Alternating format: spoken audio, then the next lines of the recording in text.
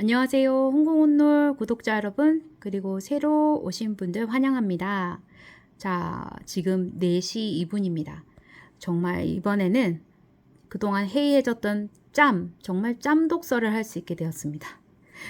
최근에 휴일이 너무 많아가지고, 그죠? 두서없이 하고, 거의 저녁에 늦게 촬영하는 바람에 새벽에 올라가고, 그래서 조회수도 낮고, 조회수 낮다라는 말은 제 의미상 표현은, 여러분들이 접할 길이 없었다라는 겁니다. 제 그 구독층은 보통 6시 이후에 많이 보시더라고요. 정말 퇴근하시는 길에. 제가 원하는 게 원래 그건데, 그래서 오늘은 지금 4시부터 5시까지 정말 예전처럼 돌아가서 짬 시간이어서 시간을 유용하게 보내는 짬 독서를 하도록 하겠습니다. 직장 생활 하시는 분들 너무 타이트해서 힘들고 지치시겠지만 제가 회사 다닐 때는 사실 저도 쉬는 시간이나 취미가 전혀 없어가지고 해소를 할 길이 없어가지고 스트레스 받고 그랬거든요. 그런데 이제 취미라는 게 정말 중요하더라고요. 제가 제일 많이 후회했던 게 자동차 면허만 따놓고 운전을 뒤늦게 했는데 운전을 좀 빨리 했었더라면 정말 그 작은 공간이지만 내가 듣고 싶은 음악 들으면서 스트레스도 해소하고 가고 싶은데 안전하게 가고 그게 조금 아쉽더라고요. 혹시 이 방송을 듣는 사회 초년생 분들 특히나 뭐 일에 스트레스 많으시거나 또 아니면 뭐 나이를 불문하고 스트레스가 많으신 분들은 우리 이 같이 독서를 한다는 취미가 생긴 거나 마찬가지잖아요. 그리고 수다도 떨고 사실 저 혼자 수다 떠는 거지만 그리고 저는 조금 라디오 방송처럼 제가 이렇게 하는 것도 너무너무 지금 좋거든요. 그래서 여러분들이 그냥 편하게 쉬시다가 가셨으면 좋은 엑스트라 룸 같은 거 있잖아요. 그죠? 여분의 방에서 정말 다른 거 막 하시다가 할 거 없다 하실 때 들어오셔도 좋고 아니면 그냥 생각나서 들어오셔서 듣고 가셔도 좋고 그 다음에 또 제가 이제 독서할 때 처세서도 하니까 자기개발 하시고 싶으신 분들 책을 접하기에 조금 스케줄이 안 되고 좀 스트레스 받으시는 분들 오가며 들으셨으면 합니다. 그래서 어쨌든 같은 취미를 가졌다고 저는 생각하겠습니다. 그래서 너무 좋습니다.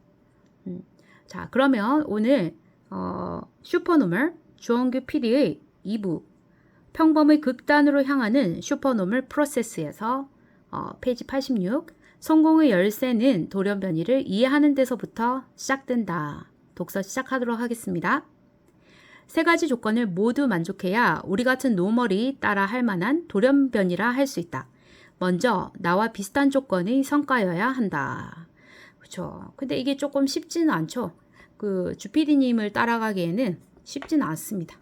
누가 봐도 천재인 사람이 거둔 성과는 돌연변이라고 보기 어렵다. 처음 축구에 입문한 사람이 있다고 하자.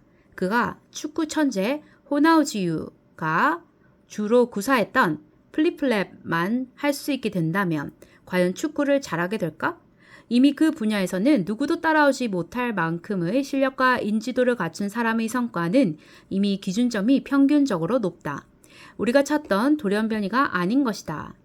그 다음으로 지속할 수 있는 만큼의 요소를 투입한다는 점도 매우 중요하다. 지속할 수 있는, 제가 좋아하는 말이거든요. 지속할 수 있는 만큼의 요소를 투입한다. 어떤 요소겠죠? 특출하긴 하겠죠. 현실적으로 돈이 많이 드는 일을 우리 같은 노멀이 여러 번 따라하면서 배울 수는 없기 때문이다. 그래서 지속할 수 있는 만큼의 요소를 투입한다. 삼성전자만큼의 자원을 투입해 그만큼의 성과를 올리려고 할 수는 없는 노릇 아닌가? 마지막으로 부족한 조건인데도 불구하고 그저 그런 결과가 아니라 뜻밖의 압도적인 성과가 난 일이라면 반드시 눈여겨보아야 한다. 그렇죠? 살다 보면 각자의 인생에도 이따금 돌연변이가 나타나곤 한다. 평소와 다를 바 없는 사진이나 영상을 SNS에 올렸는데 폭발적으로 좋아요를 받았다든지 평소와 비슷한 비용을 들여 일했는데 엄청난 성과를 거두었다든지 하는 상황 말이다. 저 같은 경우는 그 쇼츠를 올린 것 중에 그 핑크빛 놀, 약간 오렌지빛과 핑크색이 있는 그 쇼츠가 하루에 올린 지 몇 시간 만에 1000뷰가 넘었어요.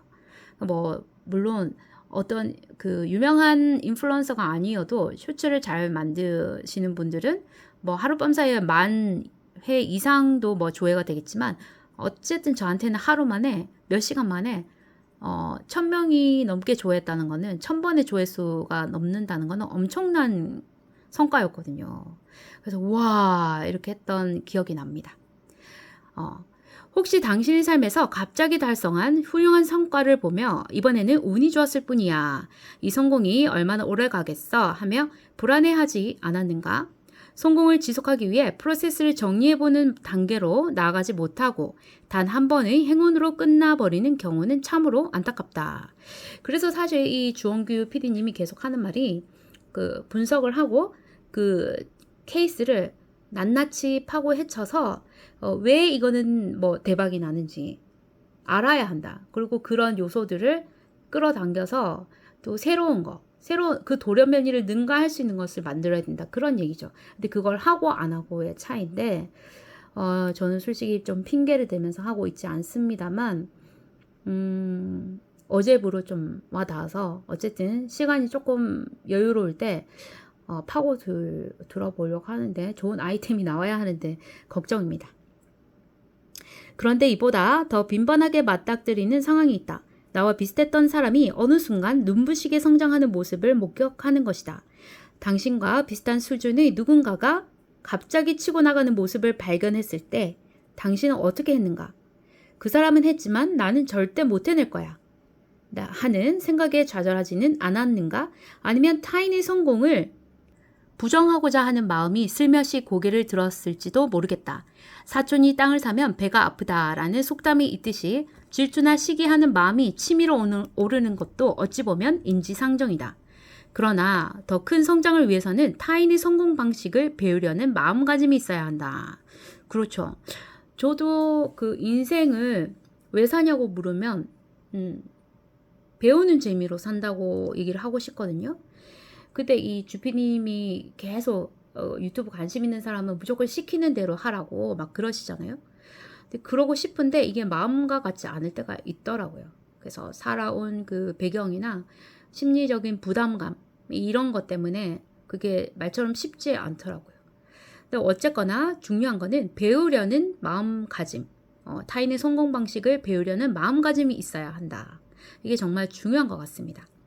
당신의 성공을 부정하는 쪽을 선택하는 순간 정말 드물게 발생하는 사건, 즉 매우 발견하기 어려운 돌연변이 하나를 버리는 셈이 된다. 우리는 적에게서라도 배워야 한다. 이 말 저도 어릴 때 되게 많이 썼는데요. 저는 적이 아니라 거지한테서도 배워야 할 게 있다. 도둑한테서라도 배워야 할 게 있다. 그랬거든요. 그것이 돌연변이라면 말이다. 그렇죠. 특히나 돌연변이. 차별점을 가지고 성공한 그 슈퍼노멀이라면 정말 분명히 배울 게 있다고 생각하고 벤치마킹 하듯이 해야겠죠. 돌연변이를 발견한 것 자체의 어려움을 알고 나서 나는 시기와 질투 같은 감정들은 선택지에서 아예 지워버리려고 애쓰고 있다. 나와 비슷한 상황에서도 압도적인 성공을 거둔 이들이 이 넓은 세상 어딘가에는 분명히 존재한다는 사실을 확인했고 그들로부터 배워서 한 단계 진화할 수 있음을 이미 깨달았기 때문이다. 나와 비슷한 환경에서 비슷한 자원을 투입하여 성공한 사람이 있는데 내가 못해낼 이유가 어디 있겠는가?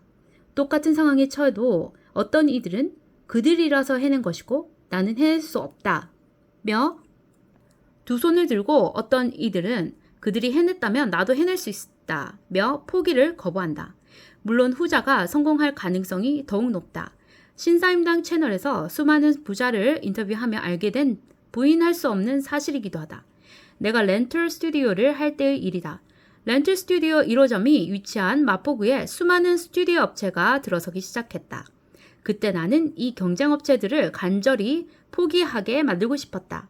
알아서 포기하고 떠나가기를 마음속 깊이 원했다. 수많은 스튜디오 업체가 있었다네요. 하긴 홍대 쪽이겠죠? 근데 이 경쟁 업체들을 간절히 포기하게 만들고 싶었다. 그러니까 압도적으로 뭔가 포인트를 찾으려고 애쓰셨겠다. 그쵸? 알아서 포기하고 떠나가기를 마음속 깊이 원했다. 그러나 내가 어떻게 그 업체들을 포기시킬 수 있겠는가? 그때 나는 결국 포기라는 것은 당사자만이 할 수 있는 선택의 영역이라는 사실을 깨닫게 되었다. 나는 죽었다 깨어나도 경쟁업체를 포기하게 만들 수는 없지만 내가 끝까지 포기를 선택하지 않을 수는 있다는 것이다. 그렇죠? 끈기 있게. 의지박약한 성격이던 나는 그때부터 돌연변이를 찾는 것을 포기하지 않았다. 어쩌다 내 눈에 귀에 돌연변이가 포착되면 붙잡고 절대 놓아주지 않았다. 지독할 정도로 뜯어보기도 했고 물어보는 게 아니고 무는 거 아닐까요? 아니면 묻는 거? 물어볼 기회를 만들기도 마음먹었으며 뒤에 글을 보니까 맥락적으로 보니까 물어본다는 게 꽉 묻는 아까 뜯는다라는 거랑 제가 생각했을 때는 무는 것도 그 연관이 있을 것 같아서 제가 애매했는데 뒤에 배우는 것에 주저하는 태도를 버렸다 하는 거 보니까 물어보는 거 궁금한 게 있으면 그냥 물어보는 거 그걸 얘기하는 것 같습니다. 배우는 것에 주저하는 태도를 버렸다. 그러니까 무엇이든 배우려는데 적극적으로 한다는 얘기죠. 당장 할 수 있는 것은 곧바로 실행으로 옮겼다. 이게 정말 중요한 포인트 같은데 그렇죠? 알면서 이거 안 한다는 저도 진짜 문제가 있습니다. 이것이 특별하지 않은 내가 한국 사회에서 성공하기 위해서 선택한 생존 전략이었다. 좋습니다. 돌연변이를 찾아냈다면 집요하게 물고 늘어져라. 돌연변이를 찾아냈다면 집요하게 물고 늘어져라. 1단계의 핵심을 그저 남의 것을 따라한다는 개념으로 이해해서는 곤란하다. 타인의 모든 아이디어를 그대로 베끼는 것은 필연적으로 법적, 윤리적 문제를 야기하므로 절대 그런 일이 있어서는 안 된다. 또한 무분별한 베끼기, 단순 모방이 소비자의 선택을 받을 리 만무하다. 그렇죠. 식상하기도 하고 2023년 초 올해네요. 나는 이러한 점을 제대로 인지하지 못하고 영상을 만들어 큰 파장을 일으킨 적이 있다. 그럼 파장을 일으켰네요. 그때 나는 타인을 가르칠 때 문제가 될 만한 부분까지 짚어주어야 한다는 사실을 미처 생각하지 못했다. 내 온라인 강의 수강생 중 뛰어난 성과를 올린 이를 유튜브에서 공개적으로 칭찬했는데 이것이 큰 나비 효과를 불러왔다. 뭔지 궁금하네요. 해당 크리에이터가 만든 영상 중에 다른 사람의 원고를 그대로 가져다 쓴 영상이 있었기 때문이다. 이 사건으로 인해 나는 매달 수억 원의 이익을 가져다 주던 서비스를 중단하고 급기야 사업을 접게 되었다. 이것 때문에 접으셨네요. 매달 수억 원의 이익을 가져다 줬다고 합니다. 대단하죠? 임금을 줄 수 없어 동료들을 회사에서 내보내야 했으며 나 자신도 엄청난 타격을 입게 되었다. 나를 반면교사로 삼아 모두 이러한 잘못을 저지르지 않기를 간절히 바란다. 이것은 윤리적으로도 크나큰 문제일 뿐만 아니라 실리적인 문제에서도 결과적으로 스스로 무덤을 파는 꼴이다. 예를 들어 A사에서 1인 가구에 특화된 소형 SUV 신형차를 출시해 엄청난 판매고를 올렸다고 해보자. 뒤이어 경쟁업체인 B사가 매우 유사한 크기와 똑같은 디자인의 차를 출시한다고 해서 폭발적인 판매고를 올릴 수 있을까? 소비자는 바보가 아니다. A사의 신차로 1인 가구의 SUV에 대한 니즈를 파악했다면 B사는 이보다 뛰어난 기능과 디자인, B사만의 무기를 더해 소비자를 사로잡을 SUV를 기획해야 한다. 요거 보니까 그거 생각나네요. 제 조카가 그 아이팟이라고 하네요. 그 에어팟이라 하나? 그 이어폰을 너무 갖고 싶어 했었어요. 예전에. 근데 제가 사주고 싶었거든요. 10몇만 원, 거의 20만 원을 해도. 근데 그 조카가 너무 잘 잃어버려서 과연 이게 내 마음과 같이 유용하게 쓸 수 없을 것 같다는 생각에 제가 이제 싸구려 그거보다 저렴한 것도 있긴 하던데 그건 차마 얘기하기 힘들고 고모가 이걸 사주고 싶지만 뭐 이런 이유로 조금 꺼려진다 하니까 똑같은 디자인이 있다면서 중국 제품을 얘기하는 거예요. 그거라도 받고 싶어? 하니까 일단 받고 싶다 하더라고요. 그래서 선물을 했어요. 좀 가볍게. 그런데 결국 그 친구가 중고로 그 브랜드를 사더라고요. 애플 거를 사더라고요. 그게 이제 자기도 그냥 비슷한 디자인이면 되겠다라고 생각을 했지만 더 깊은 다른 니즈가 있었던 건데 그러니까 그런 걸 뛰어넘지 못하는 거죠. 똑같이 베낀 거는. 거의 뭐 똑같이 베꼈잖아요. 근데 뭐 일단 그 브랜드 네임이 주는 그 가치가 다르니까 똑같이 한다고 해서 그죠? 사로잡을 수는 없다고 생각해야 될 것 같아요. 진짜 핵심은 이것이다. 우리는 나와 비슷한 이들이 거둔 뜻밖의 압도적 성과에서 내 성공의 힌트를 찾아내고 차별화하는 과정에 초점을 맞춰야 한다. 사실 우연히 돌연변이를 만들어낸 이들은 성공해놓고도 왜 잘 되었는가에 대한 분석조차 하지 않고 지나칠 때가 많다. 그럼 어쩌다 한번 나타난 기적과 같은 성과가 그들에게 다시 재현되기는 힘들다. 그렇죠. 그래서 그 GPD님이 정말 잘했던 거는 억을 아니면 월 몇천을 벌게 해준 스케줄 표를 다시 파악해야 된다고 했나? 그래서 자기가 다시 이렇게 딱 작성을 하신 게 그 인터넷상에 돌더라고요. 유튜브에서. 확실히 그게 왜 성공을 했는지에 대해서 파고듦.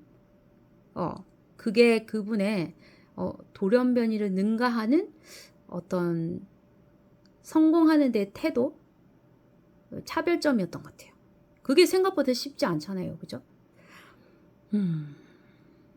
그럼 어쩌다 한번 나타난 기적과 같은 성과가 그들에게 다시 재현되기는 힘들다. 정립을 안 시켜놓으니까. 단 한 권의 베스트셀러를 내고 사라지는 작가와 원 히트 원더 작곡가를 생각해보라. 갑자기 찾아온 자신의 성공 사례에 대한 철저한 분석이 없다면 단 한 번의 기적으로 모든 것이 끝날 수도 있다. 이런 식의 성공을 원하는 사람은 아무도 없을 것이다. 반짝 스타 같은 것을 꿈꾸는 사람은 없을 것이다. 이렇게 생각하시면 되죠. 모방만으로는 지속적이고 폭발적인 성장을 거듭 이룰 수 없다. 기계적인 모방은 누구나 할 수 있다.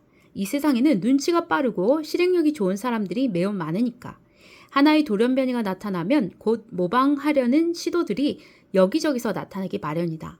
처음에 신선했던 충격은 어느덧 사라지고 금방 레드오션이 되어버린다. 이렇게 전쟁 같은 세상에서 누가 살아남을 것인가. 잠깐 위에 원히트 원더는 대중음악 시장에서 딱 한 개의 싱글 혹은 곡만 큰 흥행을 거둔 아티스트를 의미한다. 원히트 원더이라고 하나 봅니다. 대개 한 곡만 반짝 흥행하고 잊히는 아티스트를 말한다. 근데 다시 나와서 그 한 곡으로 다시 뜨던데 진짜 웃기죠? 치열한 연구 끝에 가장 좋은 결과물을 만들어내는 사람, 누구도 쉽게 따라올 수 없는 차별화를 이뤄낸 사람이 압도적인 성과를 더욱 오래 유지할 수밖에 없다. 그렇죠. 이 주원규 PD님만 해도 새로 유튜브 채널을 만든 지 얼마 안 됐는데 벌써 27만이 넘었더라고요. 압도적이죠. 그렇죠? 단 얼마 만에 차별화를 이뤄냈으니까. 멋있습니다. 나는 스마트 스토어를 운영하며 이러한 진리를 뼈저리게 실감했다. 예를 들어 한 스마트 스토어에서 아인슈페너 커피 잔이라는 상품이 이상할 정도로 잘 팔린 적이 있었다. 그죠? 약간 봉긋한가? 이용자 수가 월등히 많은 업체도 아닌데 아인슈페너라는 특정 커피 이름이 붙은 컵이 불티나게 팔렸다. 나는 이것을 돌연변이라고 판단했다. 크게 특별할 것 없는 유리잔에 아인슈페너라는 특정 커피 이름만 붙였을 뿐인데 머그잔이나 일반 커피 잔보다 더욱 잘 팔렸기 때문이다. 정말 좋은 소스죠. 이런 예를 통찰을 갖고 아는 분들도 있겠지만 통찰력이 있어서 그냥 알고는 있어도 별로 이게 중요하다. 이게 뭔가 대단한 포인트다라고 한번 머릿속에 생각을 정리하지 않고 가면 그냥 흐지부지 그 순간에만 알고 넘어가는 건데 이분은 이런 것도 디테일하게 성공의 포인트로 발견했다는 거죠. 거기에 바로 소비자의 욕망이 숨어 있었다. 이제 사람들은 단순히 커피잔을 원하는 데서 그치지 않고 자신이 선호하는 특정 커피, 이를테면 아인슈페너나 플랫 화이트, 에스프레소를 담는 잔을 구매하고 싶어 한다는 욕구가 있었다. 그렇다면 플랫 화이트 잔, 에스프레소 잔이라는 상품을 내놓으면 잘 팔리지 않을까? 생각이 거기까지 미치자 망설일 필요가 없었다. 곧바로 위 이름의 상품을 등록하고 구매자의 감성을 자극하는 상세 이미지를 만들어 올렸다. 결과는 대성공이었다. 발빠르게 움직인 덕분에 내 스마트 스토어는 해당 카테고리의 시장 점유율을 끌어올릴 수 있었다. 문제는 컵에 특정 커피의 이름을 붙이는 것 이상의 차별화를 이루지 못했다는 데 있다. 솔직히 나는 아인슈페너나 플랫화이트 커피의 특징을 알지 못했다. 왜 구매자들이 굳이 특정 커피의 이름을 붙인 잔을 구매하는지 이유를 제대로 파악하지 못했던 것이다. 그때 한 단계 더 나아갔다면 플랫화이트나 에스프레소를 담기에 최적화된 잔은 무엇이 달라야 하는지 철저하게 연구했을 것이다. 그리고 커피 마니아의 마음을 사로잡는 차별화된 상품을 내놓았을 터이다. 이런 방식으로 자꾸 모방을 시도하는 후발주자마저 따돌릴 수 있는 방식을 연구한다면 압도적인 성과를 더 오래 유지할 수 있다. 지속 가능한 성공을 위해 모방을 넘어선 차별화를 이루어야 한다. 지속 가능한 성공을 위해서는 모방을 넘어선 차별화를 이루어야 한다죠. 단순히 베끼는 것만으로는 절대 계속해서 원하는 결과를 얻어낼 수 없다. 다시 한 번 말하지만 세상에 눈치 빠르고 실행력 좋은 사람들은 차고 넘친다. 그렇죠. 세상에 없던 서비스를 만들어내고 싶다는 당신에게 종종 나에게 유튜브 이외에도 자신의 미래에 대해 상담하고 싶다며 인스타 DM을 보내오는 이들이 많다. 간절한 메시지를 볼 때면 예전에 렌털 스튜디오를 하며 멘털이 무너졌던 시기, 아무도 나를 만나주지 않았을 때의 막막함이 떠오른다. 어떻게든 그들에게 도움이 되고 싶은 마음으로 실제로 만난 적도 있고 관련 이야기들을 아주 유튜브에서 풀어놓은 적도 많다.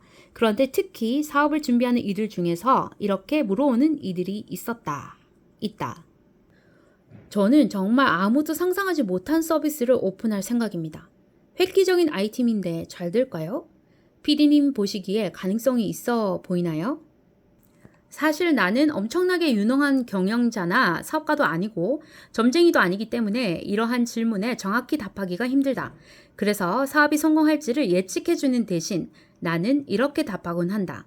열심히 하시는 만큼 잘 되실 겁니다. 그런데 지금껏 세상에 없던 차별화된 서비스라면 오히려 위험할 수도 있습니다. 단지 새롭기만 한 것은 아닌지, 시장에 내 서비스를 이용하려는 유의미한 숫자의 고객이 존재하는지를 반드시 확인해야 합니다. 요거 정말 대단한 포인트입니다. 2000년도 때 삼성전자에서 먼저 휴대폰에 MP3를 적용한 모델이 휴대폰이 나왔습니다. 그때 완전 망했어요. 근데 지금은 그냥 아예 스마트폰 안에서 컴퓨터처럼 사용하기 때문에 누구나 다 음원을 듣고 하잖아요. 근데 그 당시에는 워크맨이나 뭐 그런 것들이 조금 유행도 했고, 그래서 앞서가는 마케터나 뭐 전략가들이 MP3를 넣었는데 완전 쫄딱 망했었어요. 이 얘기를 보니까 그게 떠올라요. 지금껏 세상에 없던 차별화된 서비스였거든요. 근데 진짜 위험했던 거죠. 단지 새롭게만 한 거. 그러니까 소비자들, 대중의 요구가, 니즈가 아니었던 거를 너무 앞당겨서 냈던 겁니다.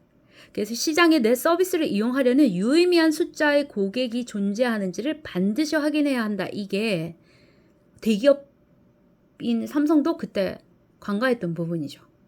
근데 이 주홍규 님은 여러 가지 책을 많이 읽어서 이분이 약간 통찰력이 생겼겠죠. 여러 사례들을 보고. 근데 어쨌든 지금 이 나이에 이렇게 정리해서 깔끔하게 분석을 맞춰서 자기가 추구하는 목적을 향해 가는데 정리를 너무 잘하셨죠? 포인트도 팍팍 분석하고 멋있습니다. 아이고, 이렇게 표시를 안 할 수가 없죠. 많은 이들이 차별화가 사업 성공의 가장 중대한 요소라고 생각한다. 그렇죠? 물론 앞서 나이 스마트 스토어 사례에서도 설명했듯이 차별화는 사업 성공을 위해 반드시 필요한 요소이다. 그러나 순서가 틀렸다.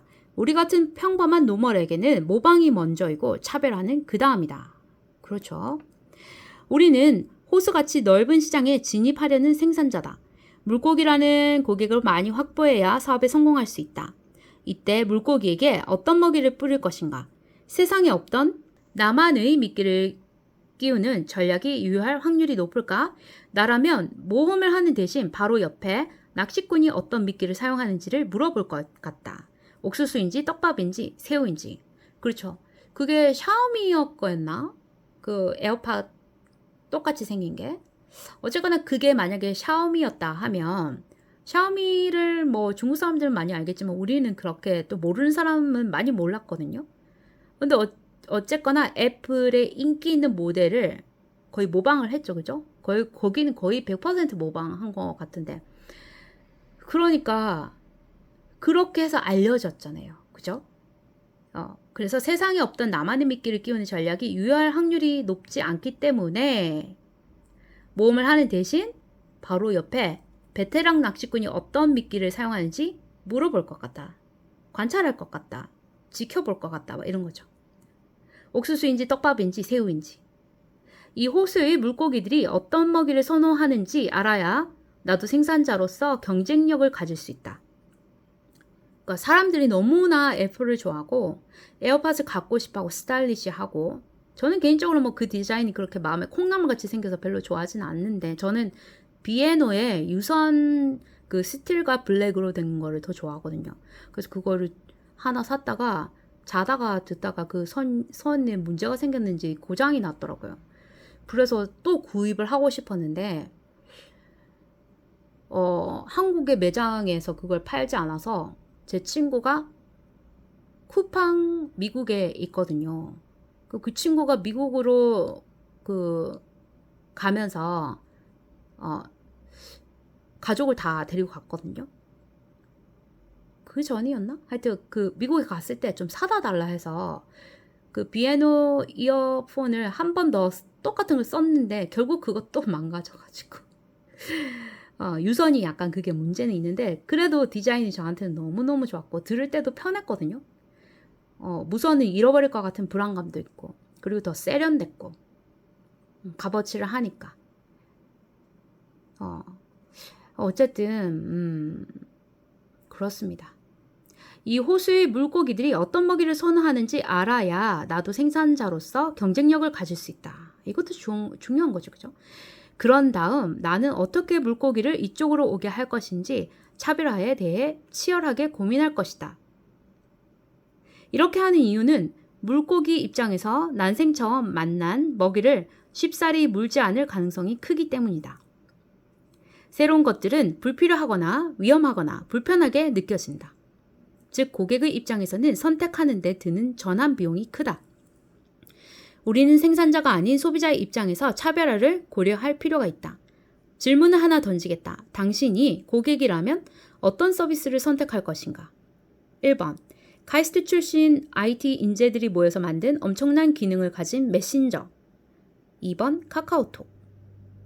차별화는 1번의 혁신적인 메신저가 더욱 높을 수 있지만 현재 사람들이 둘 중 하나를 선택해야 한다면 2번의 익숙한 메신저를 선택할 가능성이 크다. 2번의 경우 소비자 입장에서 지금 사용하고 있는 재화나 서비스가 아닌 다른 재화나 서비스를 사용하는 데 드는 전환 비용, 즉 친숙함이나 편의성 등의 비용이 낮기 때문이다. 실제로 카카오톡 메신저를 쓰는 고객층과 타깃 고객이 겹치는 라인과 같은 메신저들은 특장점을 몇 가지 꼽을 수는 있겠으나 인터페이스 자체는 카카오톡과 크게 다르지 않다. 후발주자로 시장에 진입하는 시점에서는 높은 전환 비용은 득이 되지 않기 때문이다. 비슷한 예가 될 수 있을까요? 우리가 투자를 하는 방식 중에서 주식 투자와 이제는 암호화폐 투자가 있잖아요. 근데 암호화폐는 너무 이걸로 보면 좀 혁신이라기보다 너무나 다가가기 힘든 그런 느낌? 그리고 일반화되지 않았기 때문에 부담스럽고 그죠? 근데 주식은 이제 뭐라고 하죠? 동학운동? 개미운동? 동학개미운동? 뭐 그렇게 하면서 대중들이 너무 많이 달라들었으니까 젊은 사람들이 이제는 좀 진입 장벽이 낮아졌다 해야 되나? 그러니까 사람들이 좀 편하게 접근하는 게 사실 중요하긴 하겠습니다. 그쵸?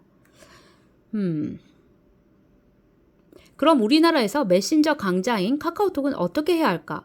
이모티콘 같은 부가 기능 외에 압도적으로 혁신적인 기능을 제공해 차별화 수준을 더 끌어올려야 한다. 끌어올려 이거 생각나네요. 소비자가 다른 곳으로 갈 수 없도록 묶어두는, 즉 카카오 입장에서는 소비자의 전환 비용을 높이는 전략이 필요한 것이다. 그렇죠. 이처럼 신규 진입하는 대부분의 서비스는 전환 비용을 고려하지 않을 수 없다. 그 스레드 같은 경우도 그 막 DM으로 스레드로 넘어오라고 막 오잖아요. 근데 저는 스레드를 하지 않았습니다. 별로 뭐 들리는 그 뭐지? 후기를 보니까 인스타그램보다 뭐 특히 다른 게 뭐 있거나 또 제가 좋아하는 스타일이 아니더라고요. 인스타그램은 이렇게 바둑판 식으로 그냥 여러 장을 한꺼번에도 볼 수 있잖아요. 그리고 보고 싶은 거 클릭하고. 근데 제가 알기로는 스레드는 그냥 위로 올리는 방식인 것 같더라고요. 저는 그거 답답해서 싫거든요. 전체를 보고 싶은 걸 고르고 이러고 싶은데. 그리고 나중에 알았는데 스레드를 가입 안 한 게 잘했다 생각돼요. 그 연동돼가지고 뭔가 스레드를 탈퇴하면 뭐 인스타도 같이 없어진다 그랬나? 하여튼 그래서 저는 스레드를 안 했거든요. 그러니까 그런 것도 제가 소비자 입장이잖아요. 근데 나한테 내 니즈에 못 미치니까 아무리 새로워도 안 하게 되더라고요. 그러니까 이 주원규 PD가 말하는 지금 어제 독서, 오늘 독서 82페이지부터 지금까지 정말 중요한 것 같습니다. 이처럼 신규 진입하는 대부분의 서비스는 전환 비용을 고려하지 않을 수 없다. 2023년 7월 출시한 SNS 여기 스레드가 나오네? 스레드를 예로 들어보자. 저 진짜 밑에 안 보고 얘기했거든요. 메타에서 트위터의 대항마로 야심차게 출시한 스레드는 폭발적인 속도로 가입자를 유치했다. 넷플릭스의 경우 100만 이용자를 만드는데 3.5년이 걸렸는데 스프레드는 단 1시간 만에 해냈던 것이다. 스프레드를 단 1시간 만에 해냈던 것이다. 1시간 만에 뭐 100만 명 이상의 이용자를 모으는데 그랬다 하네요. 근데 저는 어쨌든 가입 안 했습니다. 스레드 1시간, 챗 GPT 5일, 인스타그램 2.5개월, 스포티파이라고 있고, 드롭박스, 페이스북, 포스퀘어 뭐 이런 게 있고, 트위터, 에어비앤비, 킥스타터, 넷플릭스 이런 게 있네요. 저 모르는 것도 많네요. 넷플릭스의 경우 100만 이용자를 만드는데 3.5년이 걸렸는데 스레드는 단 1시간 만에 해냈던 것이다. 어떻게 이렇듯 단기간에 성장할 수 있었을까?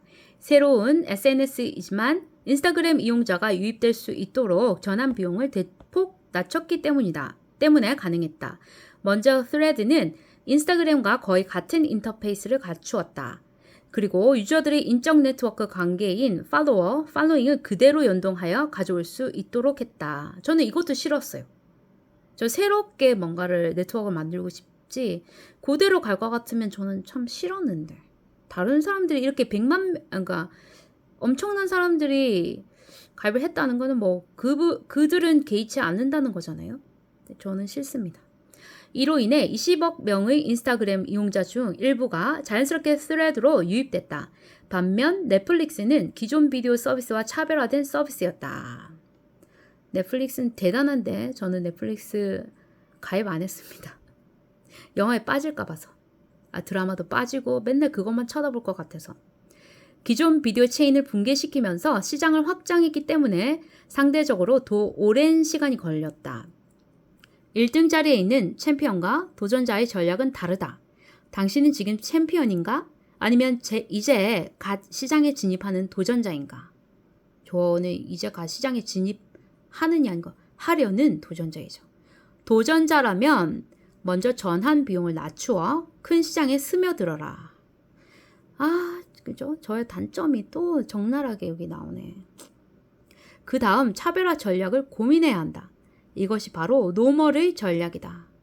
내가 노멀인데 노멀 같지 않는 전략을 쓰려고 하니 이게 될 턱이 있나? 그죠? 그렇다고 뭐 엄청난 컨텐츠는 아니고 생긴 대로 살아야 할까요? 저는 마음이 불편한 게 정말 싫거든요. 그래서 여기서 저 같은 사람을 위해서 마음이 불편한 걸 싫어하시는 분들을 위해서 좀 쉬엄쉬엄 쉬시다가 가라고 그러다가 언제 에너지가 나면 이 독서 했던 것들이 제가 대신 대독 같은 걸 해주니까 기억에 남아서 정말 이제 진취적으로 도전할 때 이때 기억났던 좋았던 그 책들이 있었다면 그 책을 직접 구매하시든지 뭐 그렇게 하셔서 다시 정독하고 뭔가 제기할 때 도움이 될 만한 소스 정도 주는 저는 조금 사실 다른 사람한테 강요하고 싶지 않거든요. 강요받기 싫으니까. 어쨌든 라이프 스타일이 강요받기 싫어하시는 분은 여기 저희 채널 좀 꼭 구독해 주시기 바랍니다. 그리고 강요는 아니고요. 또 댓글이 너무 없으니까 조금 심심한데 안 좋은 댓글은 제가 상처를 받으니까 뭐 여태까지 주신 적 없지만 삭제해버릴지도 몰라요. 마음이 좀 그래서. 근데 그냥 웬만한 인사나 그냥 하시고 싶은 말들 좀 온화하고 너그럽게 남겨주시면 제가 조금 더 힘내서 잘 할 수 있을 것 같은데 어쨌든 댓글도 한 번씩 남겨주시고 아니면 도장 찍고 간다라는 얘기도 좀 남겨주시고 그렇게 했으면 좋겠습니다. 어쨌거나 오늘 독서는 여기까지 하고요. 이거 올라갈 때쯤이면 퇴근하실 때 들을 수 있을 것 같아요. 이제 끝까지 들어보는 구독자들이 있으면 좋겠는데 왜냐면 이 내용이 너무 좋지 않나요? 정말 이렇게 전 되게 너무나 애매모호한 사람들을 위해서 이 슈퍼노멀이라는 책을 그 주홍규 PD님이 만들었다는 것 자체가 그분은 뭐 수익화를 목적으로 했을 수도 있겠지만 뭐 그리고 또 자기가 그 깨달은 그 통찰을 인정받고 싶기도 할 것이고 그죠? 근데 저는 또 인정해 드리고 싶습니다. 정말 대단하니까. 어쨌든 이분은 어쨌든 최선을 다하고 계시잖아요. 뭐 다른 그 시기 질투하시는 분이나 또 뭐 이분의 태도가 마음에 안 들어서 싫어하시는 분들도 많은 걸로 알고 있거든요.